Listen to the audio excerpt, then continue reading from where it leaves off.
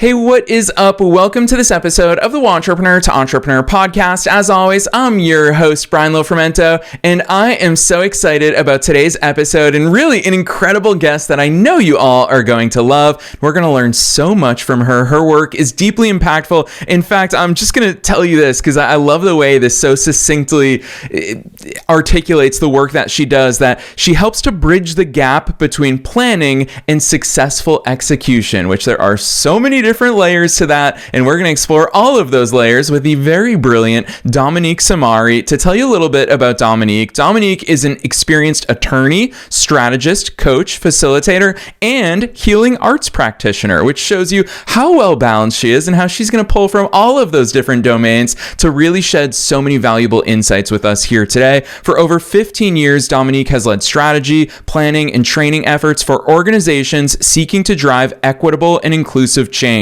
In 2020, she launched Kin Universe, which is a technology platform that helps individuals and organizations build social capital, increase trust, and strengthen the connections needed to bridge differences and enhance collaboration. And under her company, Kin Consultant Group, they work with government, nonprofit, and philanthropic organizations to bridge that gap that I already alluded to between planning and successful execution. They believe that lasting organizational transformation requires more than traditional planning approaches.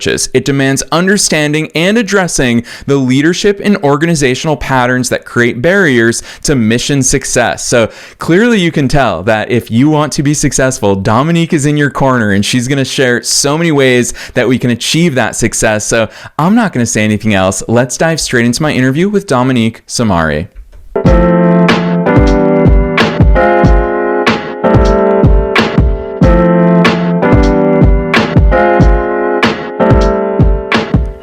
All right, Dominique, I am so very excited that you're here with us today. First things first, welcome to the show.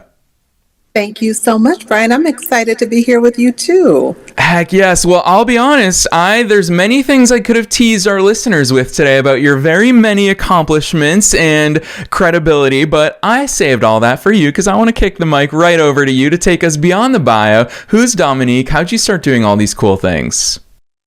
Yeah, so I describe myself as a recovering attorney. So I practiced law for about 10 years and transitioned from that work into doing rule of law work in Afghanistan for 4 years. And that is when I started working with NGOs and organizations on the ground in Afghanistan to help rebuild their rule of law infrastructure, and became familiar with program development, evaluation, and understanding kind of across an ecosystem how to build relationships and collaborations that support a larger goal, right? That one individual organization would be unable to execute on their own.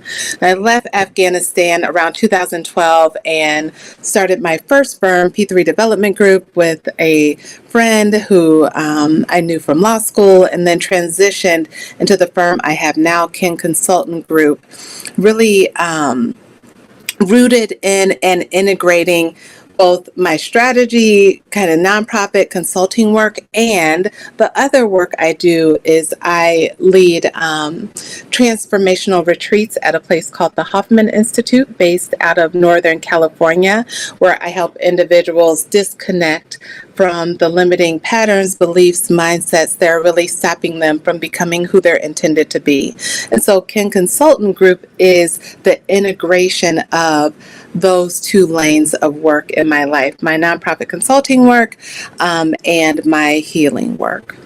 Ooh, I so appreciate that overview, Dominique, because I feel like it lays the scene for all your various different sides. I love it starts with that law journey, but it goes into so many deeply impactful realms, such as I know how much spirituality plays into the work that you do. And so I really want to kick things off by talking about the fact that so much of what you do seems to come back to, first and foremost, it's a term that I use in my own head a lot, which is taking inventory. I frequently remind myself it's important to take inventory because that's the only place in which we can start to take action. We have to first diagnose in order to start going down that path. What does that look like in your work when it comes to getting people to level set and say, okay, here's our current situation, here's where it is that we want to go? How do you get them to take that objective inventory and really reflect on it? Oh, that's such a great question. So I also believe in like the first step has to be a look in the mirror, whether or not that's an individual or organizational look in the mirror. And we've developed several assessment tools that help organizations do that. And they're all rooted in pattern identification. And so what I saw again and again, no matter where I was working, whether it was Afghanistan or working with philanthropy or working with nonprofits or even for-profit organizations, is that folks had these huge visions. And then when we would create these amazing plans, but there was something between visioning and execution that was getting in the way consistently. And what I saw in my healing work was the same thing. It was these kind of underlying patterns that were getting in the way from people becoming who they said they wanted to become. So it wasn't that they didn't have the resources. It wasn't that they didn't have the tenacity. It wasn't all of these things. It was that their fear-based patterns were getting in the way, or they would have patterns around defensiveness that were actually causing strife inside of their team or inside of collaborations. And so it was these underlying patterns that were really like blocking them from addressing and becoming what they want to do and who they want to become. And so we developed several assessment tools that not only looked at what are some of the external factors that are getting in the way of our success, or that we need to evaluate and to determine what our path to success is, but also what are the individual and organizational patterns that are getting in the way. So where do we have silos, and where do we have what's underneath the silos that we're creating? Is it defensiveness? Is there some secretive patterns going on? Like what's actually under there, and how do we lift those up and build an awareness around them so we can address those just as we would any other external factor inside of our planning efforts? Yeah, hearing the way you talk about this, I'm gonna bring a concept into here, and I'm trusting that you're gonna help us navigate through this, because I've always been fascinated by, for example, I've talked to strengths coaches before, and there's so many different beliefs around focusing on your strengths versus working on your weaknesses. Or on the flip side, I mean, there's so many sports analogies, fitness analogies, and of course business analogies as well. And when I hear you talk about these blind spots and building that awareness to them, you use that word underlying, and I think that's so important for us to keep in mind when we talk about these beliefs and these patterns that we all have in our businesses and in our lives. When it comes to those things, how do we as leaders, and especially as business owners, how can and should we be navigating, oh, hey, there's fear-based here, let me focus on the good, versus, no, let me address this head on? Because when you talk about the transformational work that you do, I'm willing to bet we can't ignore those things. So how do we navigate focusing on the good and the shadow sides and all that comes with it? Yeah, no, that's a great question. So a couple things. Oftentimes, we don't even have an awareness around the shadow side. And so that underlying defensive pattern, or that pattern that's underneath how I deal with conflict, I don't even have an awareness around it, and it's running the show, right? So the first step is just building the awareness. Awareness will take you a long way. Like, oh, when I show up inside of these kind of conversations, I have a pattern around being defensive. Now that I'm aware of that, I may not be able to stop it every time, but there are things I can do to solve for it. I can build a team. I can communicate with that team around, okay, I have this defensive pattern. Will you all name it for me so that I can begin to work on it? Of course, there are therapeutic tools and coaching tools and all kinds of things that let individuals do a deep dive around that. And we do some of that in our work. But those individual patterns, they become your culture. They become organizational patterns. They become the actual things that are running the organization that no one is naming. And so being able to integrate those into a strategy process, being able to name them, and then develop and build tools and strategies that help you address them just like you would alongside any other strategy, actually helps to dissipate the energy of those organizational patterns for anyone. And so it's not about, a lot of times when I talk about this work, people get a little hesitant because they conflate individual healing work with this organizational healing work. And there are components that definitely overlap, but we're not asking folks to do a deep dive like they would in therapy. We're asking people to identify what are the things that are getting in the way from you achieving impact, and how do we work on those collectively as an organization as a path forward. Ooh, I love the way you articulate that. I want to talk about that path forward, because that's something that as soon as our team came across your work, Dominique, we quickly realized we need to reach out to her. We need to invite her on the show. And it is that term that I teased at the very top of today's episode, which is bridging the gap between planning and successful execution. Because awareness is one thing, setting our targets is another thing, but the work in between, that's the important stuff that actually gets us to where it is that we want to go. Now, inevitably, as humans, we tend to get off track here and there, and we tend to procrastinate, we tend to lose focus, we tend to take some detours along the way. What does bridging that gap actually look like within the context of what you do? Yeah, so we start with the assessment process, and so we help individuals within the organization and the organization overall name and identify the underlying patterns. They are standing in the way from them achieving their strategic vision. We also then kind of in a more traditional through a more traditional lens, look at the external factors that are preventing that impact as well. We then take that through what we call an adapted results-based accountability process. And so we look at what are the factors that we have the most impact over, and what are the factors that are most impacting our ability to achieve the result that we want to achieve. And then we do a factor analysis around that. And then we build out strategies, and each of these steps is supported by data and research. We build out strategies that help organizations actually not only develop strategies for kind of these external factors, but also develop strategies. And we, of course, have a large number of tools and resources available at our disposal for the organizational healing that needs to happen for the internal factors. So when I have for example, a leader, and leaders' patterns have an outsized impact on the organization, right? So leaders kind of set the tone for the culture, the ripple, right, of their patterns into their culture of what that's going to look like. So if I have a manager that learned to be defensive as a child, and I can see, okay, the pattern that's showing up inside the organization is that there's actually people are scared to speak up, and creativity is stifled, and we can trace that root to that pattern. It's then how do we provide that leader the tools, support, capacity building that they need in order to start to disconnect from the energy of that pattern as a way to start to actually change what's happening inside of that department or organization. Does that make sense? Yeah, not only does it make sense, but I'll tell you where my business owner mind goes, Dominique, is that hearing you talk about this work, where my head immediately goes is, dang, we're going to need a lot of check-ins along the way. We're going to need milestones along the way. We're going to need to keep this top of mind. What does that look like? Yeah, we build all that out. So we develop the plan, we build out a work plan. We have a toolkin universe let me back up and say this.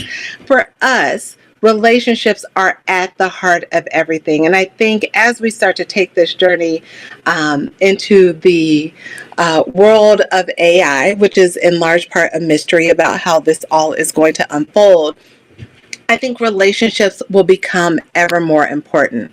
And so for us, relationships are at the center. That's both the relationship with oneself. So what are my patterns? How am I impacting this? And the relationship with others. How am I building the relational infrastructure that I need in a visible and intentional way that supports collaboration and skill building and like all the things that I need this organization to do, if I think of the organization as a living entity.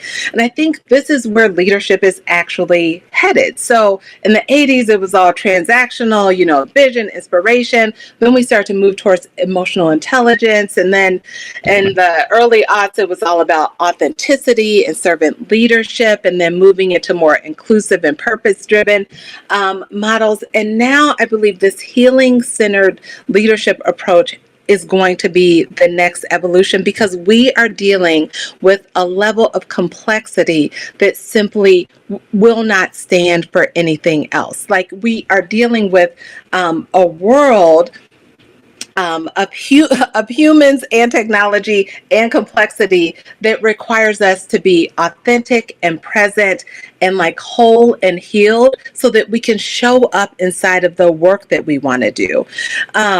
You can't be authentic, you can't be vulnerable, you can't actually do any of this work with unconscious defensive patterns running your work and your life. And we've acknowledged all leading up to this. We've acknowledged the emotions, we acknowledged the purpose, we've acknowledged this over kind of this arc of leadership, but we haven't yet addressed the root of why leaders struggle to embody these qualities. You hear leaders like Brene Brown talking about authenticity and vulnerability, but what's under that that's actually stopping people from showing up that way? That's what we're trying to get to. Ooh, I love the way you articulate that, and I really want to get it's part philosophical, but also part just reality of being in teams with you here, and that is we frequently hear the debate, even in mainstream media, about top down versus bottom up. You know, there's so many different ways to enact change inside of any organization or inside of any society. And as an entrepreneur for 17 years now, Dominique, where my head goes is when I was 19 and I started my first business, I was convinced that everything was top down, that me as the CEO, I could say things and the team would just automatically embody all of those desires and ambitions and goals that I had. Of course, it's not that way. Humans are very complex creatures. And when we're in teams, there's so many different dynamics and environments at play. And so with that in mind, what does it look like to make this a holistic, an organizational change and transformation? So it's not just us, you know, as CEOs, a lot of people tuning into the show, it's not just us as CEOs saying these things, but it's actually us ushering in that era of change. Yeah, I think it's two things. So I think it has to begin with the CEO. I think if the CEO isn't comfortable with discomfort, then you can't have that expectation of others inside of the organization. And so the CEO, I think of as modeling this shift in behavior for the rest of the organization. And then you have to look at what's the infrastructure that I need, the relational infrastructure that I need across my organization that's actually going to support the change management for us actually moving in this direction. Because like you said, the humans are complex and you want the humans to just like, I'm excited about this. Aren't you excited about this? No, not everybody is going to be excited about this. So there have to be many different avenues, if you will, to building this relational infrastructure that helps people make this change. And the CEO has to hold the tension around that. And so for some people, it's going to be moving too fast. For some people, it's going to be moving too slow. Some people are going to buck against this because they are not addressing their own patterns. And that's okay, right? That's okay. Because if this is the shift that you want to see, if you want an organization where whole healed human beings are actually collaborating to do this work, then that's the pathway.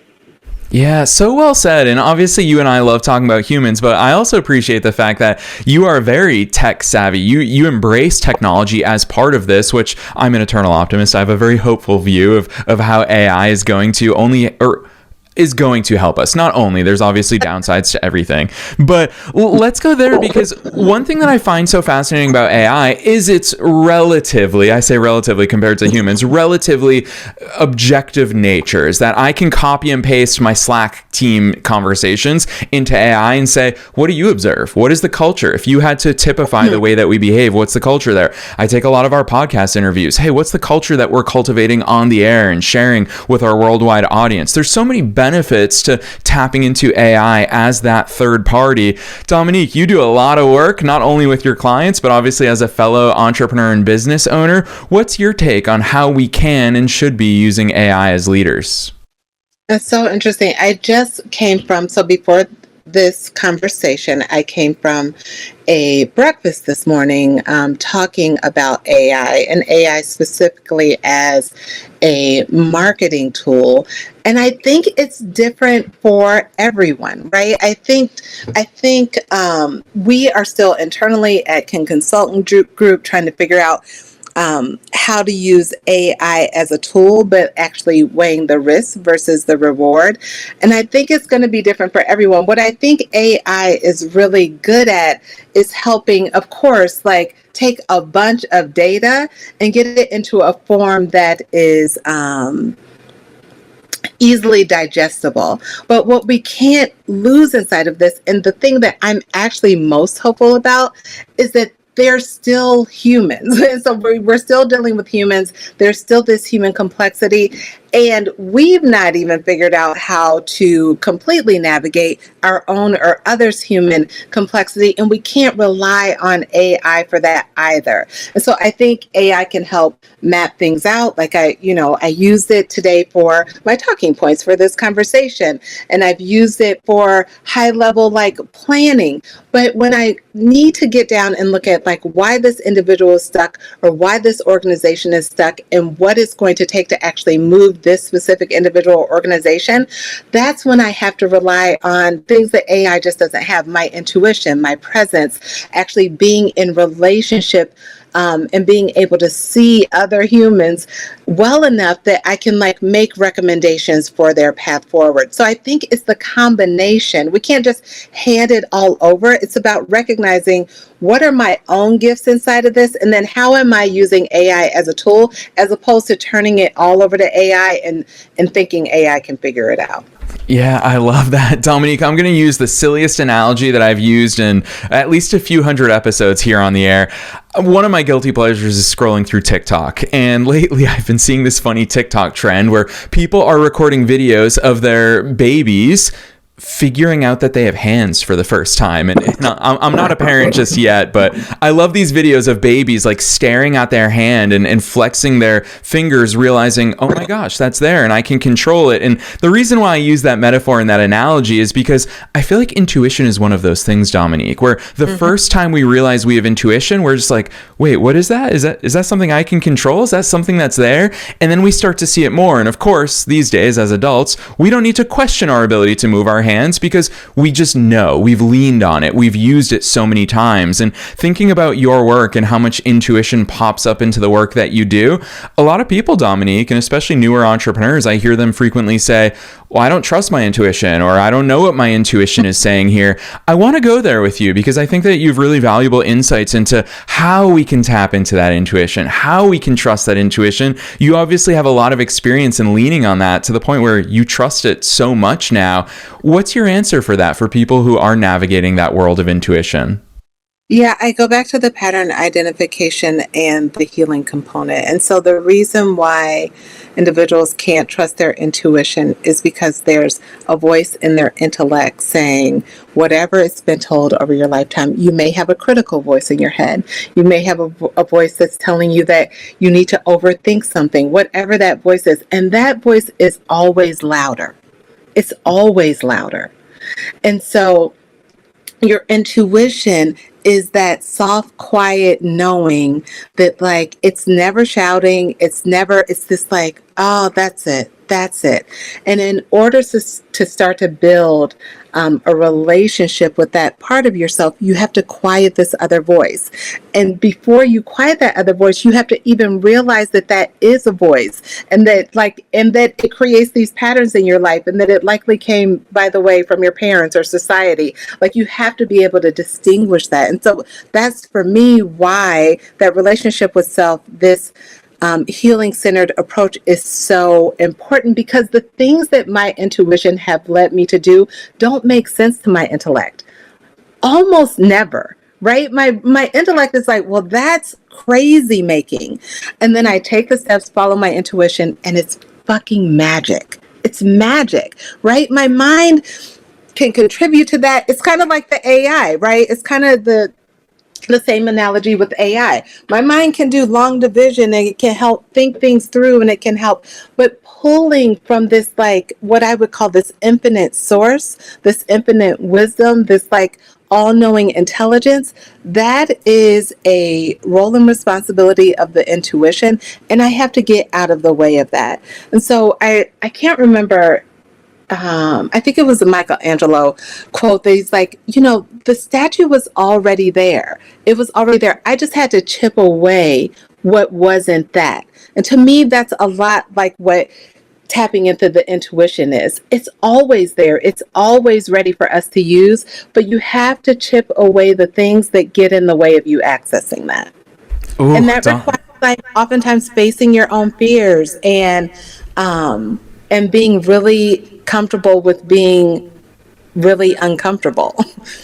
Yeah, so well said. That's my goosebumps moment right there in this interview. I love the way that you articulate that, and it's so fascinating.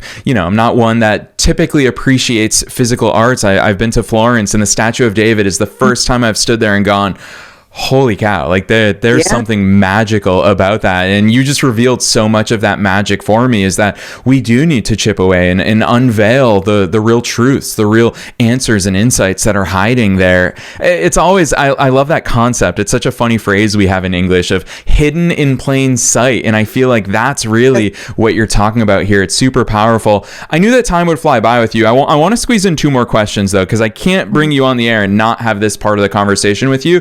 I love how unique and diverse and interesting your background is. Attorney, strategist, coach, facilitator, healing arts practitioner, so many different avenues, Dominique. And you talk about pulling inspiration, pulling your intuition, pulling wisdom from so many different sources. You have a lot to tap into with such diverse experiences. So talk to us about how all of that has really created such a powerful entrepreneurial blend that you get to bring into your work and with all the clients that you interact with. Yeah, so part of this, I'm going to take this back to the intuition conversation. If you would have asked me when I started my career, 30 some years ago, if this is where I would be, I would have said absolutely not. Absolutely not. I started my career as an attorney. At the time, I thought I would end my career as an attorney. But what I've always been really good at is following my instincts and intuition. And so as the next piece unveiled itself, I just had the courage to take the next step, even if it was in a direction that was completely foreign to me, where I had knew nothing about. And so all of these diverse experiences have put me into rooms and conversations where I get to be around and have been around some of the most interesting humans in the world. And it has put me into work where I can now lean fully into my gifts, gifts that I didn't even know I had back then. Part of how the humans are set up is that we're always looking for safety, right? And so it's just, we have a survival mechanism that's internally built. And so we're always looking for safety, not just physical safety, but psychological safety. And oftentimes that need for safety prevents us from taking the risk out in the world that I think entrepreneurs kind of have naturally, or they have a higher tolerance for it, I should say. And I think when you listen to not only your calling, but also the next thing that life is trying to pull you into, you don't actually have to worry about your experiences adding up to what they're supposed to be. They will add up to what they're supposed to be, even if it doesn't make sense in the moment. So I can now say, from this point in my career, looking backwards, it all makes sense to me. I can see the trajectory, but there was absolutely no way for my mind to map that out at the starting point. Thank goodness I was able to listen to my instincts, and my instincts did what they needed to do to get me where I was supposed to be, which is right here talking to you right now. Yes, I love that. It's something that I reflect on so frequently in my entrepreneurial journey, is that, Dominique, oftentimes it doesn't make sense in the moment. And that's why I always call out, when we tune into podcast episodes, sometimes it sounds like things make sense for everybody else along the journey, because, we're talking and we're reflecting on the things you've done up to this point. But listeners, I'm going to take you behind the veil for both myself personally, as well as for Dominique, that very much it didn't make sense. It makes sense in hindsight. We can put together the puzzle pieces, but my goodness, we've just got to ride it. I think it's a Martin Luther King Jr. quote where he once said, you don't have to see the whole staircase, just take the first step. And it's such an important concept for us to embrace. Dominique, you've been a wealth of knowledge, and I always love asking this question at the end of every episode. It's super broad, so you can take it in any direction you want, and that is, what's your best piece of advice for listeners? Knowing that we're being listened to by both entrepreneurs and entrepreneurs at all different stages of their own growth journeys, their leadership journeys, their business journeys, and knowing that you are one of us, you're a fellow entrepreneur, what's that one piece of advice that you want to leave them with today? This has been top of mind for me, and it is, don't wait until you have culture problems. Design for relationships from day one. So you are trying to build something and you can't build something without people. And people need what people need. Humans need connection, they need inspiration, they need relationship in order to show up as their best selves. I mean, we've seen all this like post-pandemic, all the burnout, the great resignation. Relationships matter now more than ever. And if I quoting Peter Drucker, culture eats strategy for breakfast. So you can have the best ideas, the best strategy, but if you aren't building a culture that can actually execute that, then it's all for naught.